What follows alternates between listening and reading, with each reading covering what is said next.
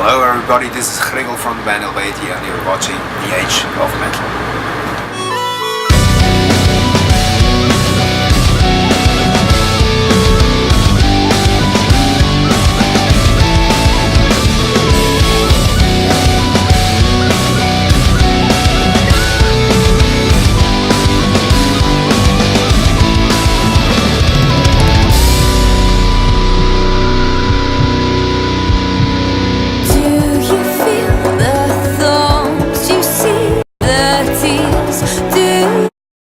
Hello everyone, this is Miguel with the Age of Metal and I'm here with Chrigel of Eluveitie. How are you doing, sir? I'm alright, thank you. I'm tired. How was the trip from all the way from Europe to here? Long? 10 hours? No, much more actually. Much more? Yeah, from house to house, it's like more than 20 hours actually. But now we're here, all good. I see. Well, welcome to the States again. You guys were here doing a run over the beginning of the year with Children Bodom. What Eluveitie has prepared for this tour? I mean, this is the first date, the kicking off show. What you guys have prepared for this show? Not really, to be honest. I mean, there wasn't any time to prepare. Because we actually just came from another tour. I mean, this tour is basically just part of a world tour cycle for the last album we're doing, which is like around 1.5 years or something. So this is just like, you know, the North American part of it. And yeah, we basically just came home, had the time to wash the clothes, pack everything again and go back to the airport. So there was not much preparation. But then again, you know, I mean, we played a show every day since, I don't know exactly, the last couple of months. So yeah, I think that's probably preparation enough.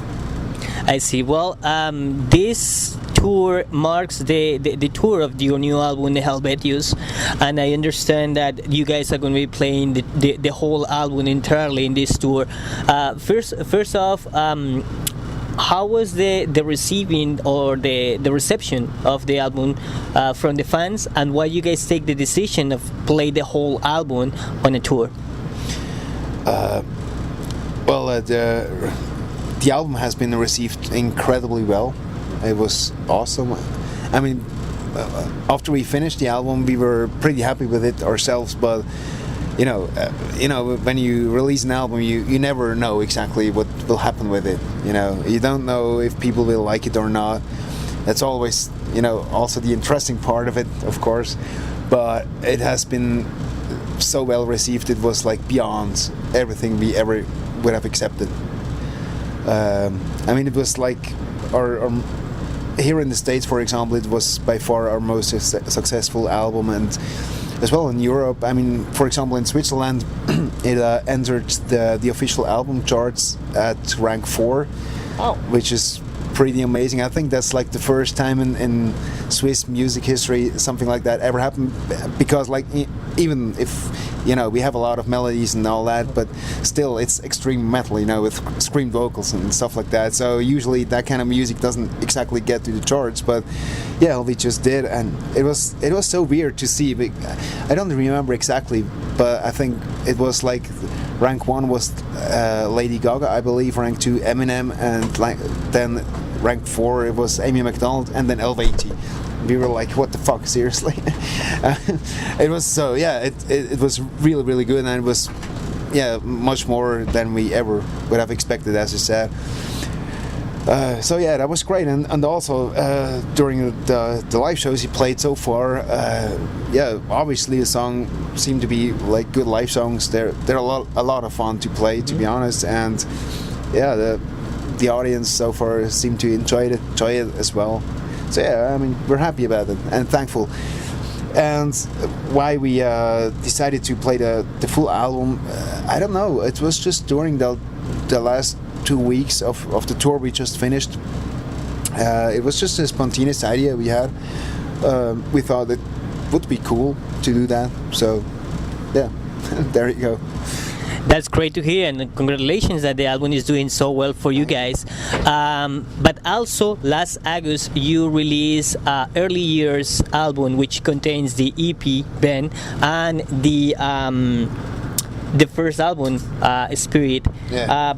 How was the process at the time to select what you guys were included on the Early Years, and how was the process to re-record the whole demo album?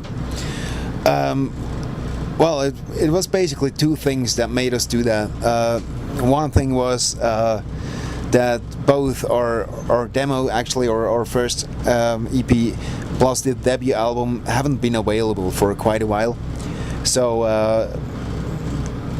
diverse people, like our record company, for example, told us, like, why don't you just re-release it? Because, there's a lot of requests for it, and it's not available. So, please, release it again.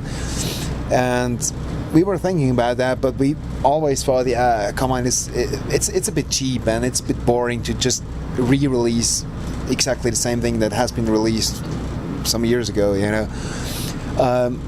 but at the same time, it's actually our 10th anniversary this year, and we always wanted to kind of do something special to kind of celebrate that, And the thing was, we didn't have that much time, but it just all came together, and we thought, okay, that's actually a cool opportunity.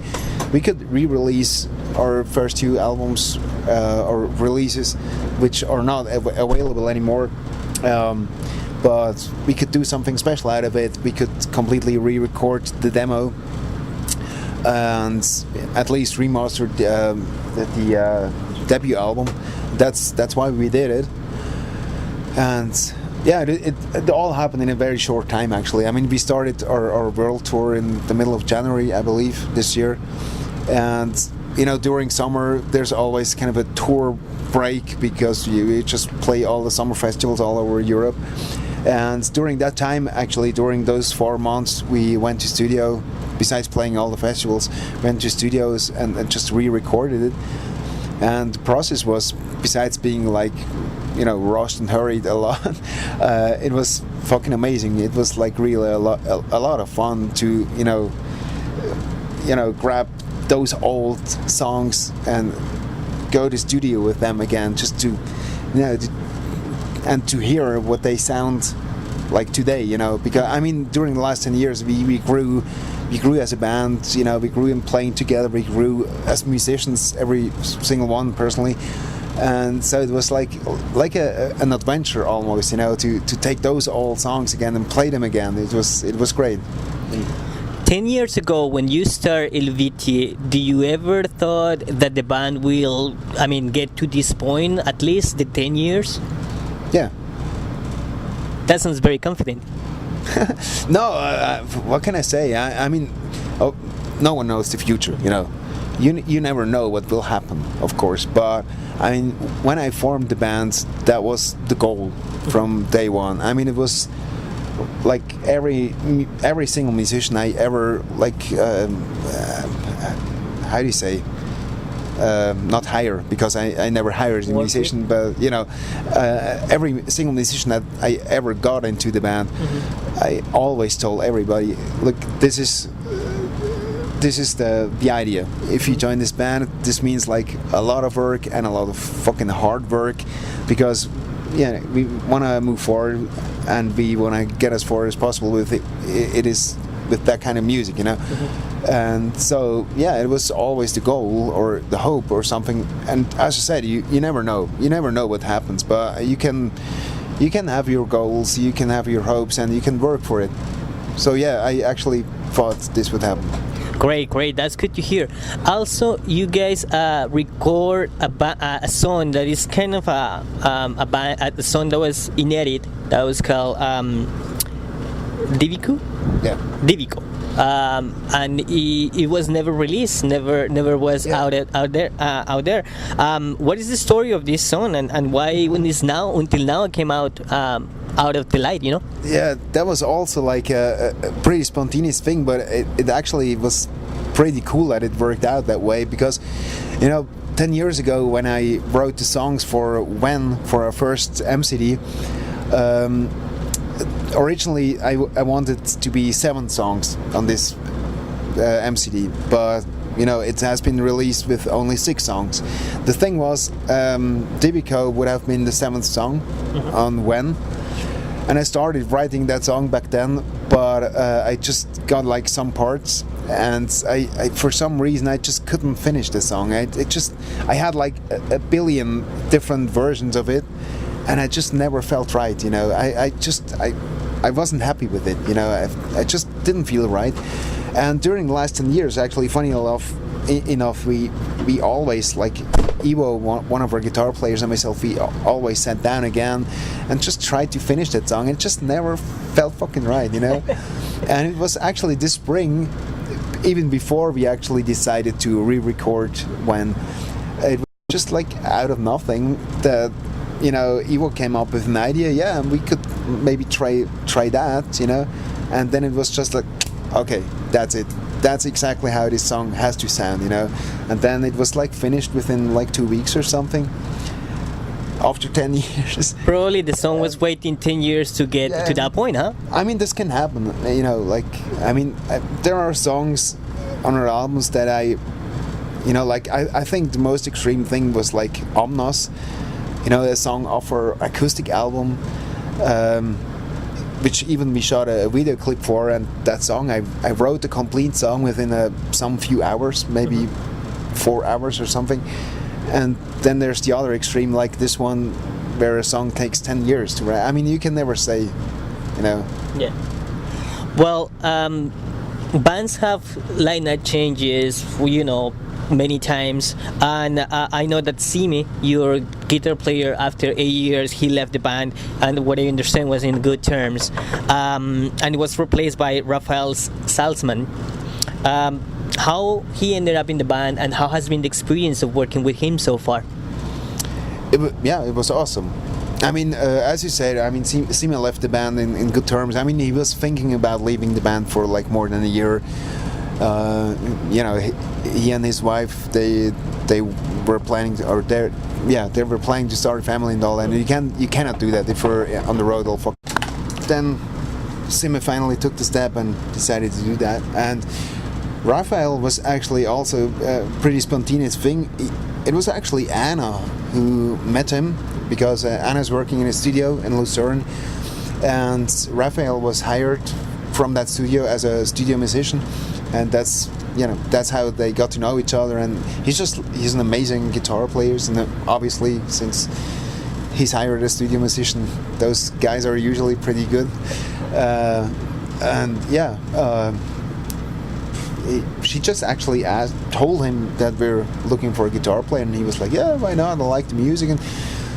And so we just got to know each other, and he learned some of our songs. We played together in a rehearsal room for once, and it was like, yeah, okay, this is actually pretty good.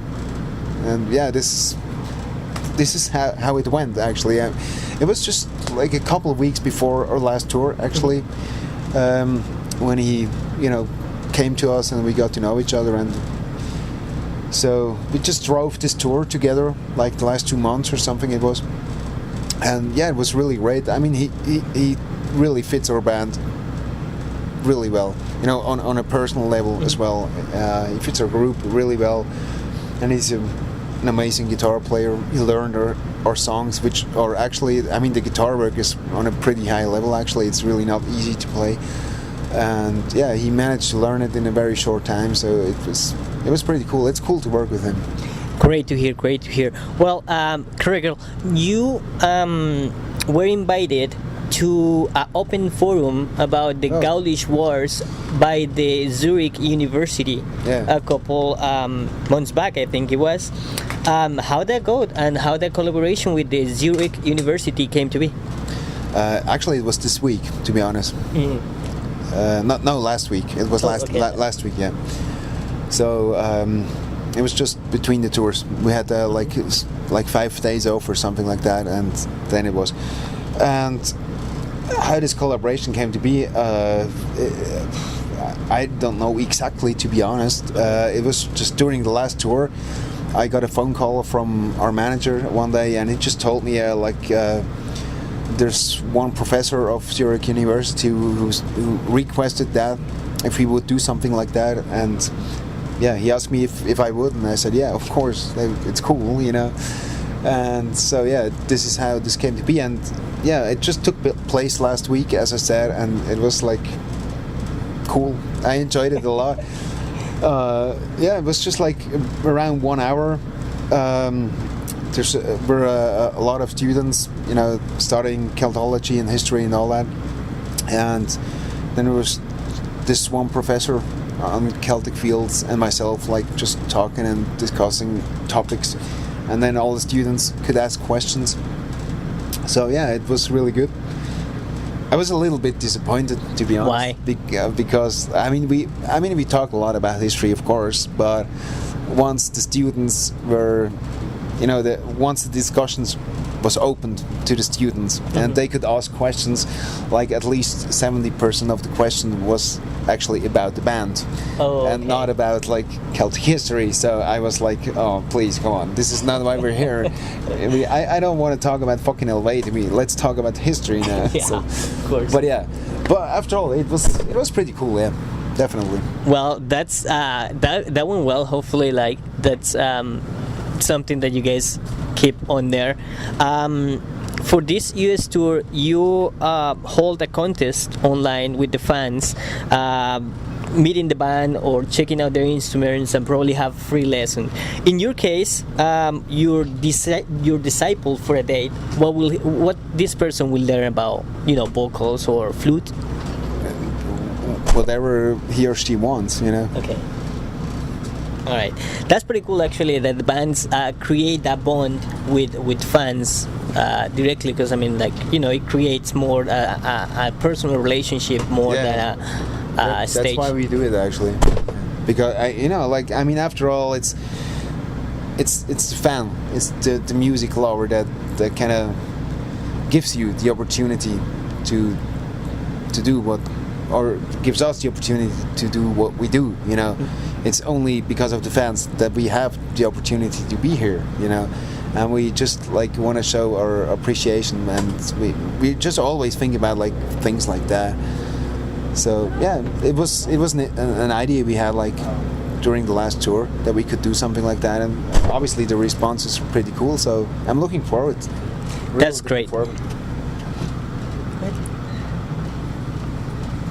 That's good. Well, on this coming December 29, you will be celebrating the second concert that is called Eluveitie and Friends. You guys have Fintroll, Arcona, Red Shamrock, and 69 Chambers. Is this tradition that you guys have started is going to become something that you're going to be held every year, or going to be becoming something bigger, like say a pagan fest or something of that style? I wouldn't know. Like, I mean, yes, it is the idea that we will do this every year, because we just think it's a cool idea. It's something we really enjoy to do, because you know the whole, let's say, concept is not to invite a certain kind of style of music or whatever. It's the idea of it is like just to really invite friends, you know, bands that we are friends with. That's the whole idea, and yeah, we just like the idea, and yeah, of course we want to do that every year, and so far it seems to be growing. I mean, it's a lot bigger this year than it was last year. So we had to book a larger venue, so I guess it kind of is growing, I suppose. But you know, if it comes to the future, as I said earlier, no one knows it. I don't know what will happen to it. Maybe it becomes something like Pagan Fest, maybe not. We will see. I don't know. Good to see that you guys are promoting that between the same kind of bands and the same kind of bond on. I mean, putting your band and friends doing something different. I mean, it's in your homeland, so which is good. Okay, after this USA tour, what is next for Eluveitie? Well, we're actually still in the touring cycle for Helvetios, which we started in the middle of January, and it will still go on until the end of next summer. Oh. So like after this tour, we'll have like I think 2 or 3 weeks break. Well, besides that Eluveitie and Friends festival, but basically we'll have a break there, and in January, the tour will go on. I don't know exactly where, to be honest, but I think we did like a lot of like Europe, a lot of Central and Southern Europe. We did like all the USA and Canada, and I think like next year we'll have a pretty large run all over Eastern Europe, which will take like 2 months or something, and then we'll have like all Southern America, of course, and then also like Asia and Australia and everything. So the tour will basically go on until the end of next summer. Oh, great. Any plans for summer festivals so far? You guys have confirmed from any of the states? Yes, but I wouldn't know which ones, okay. to be honest. But yeah, there will be quite a lot actually. But yeah, as I said, I unfortunately don't know which ones. All right.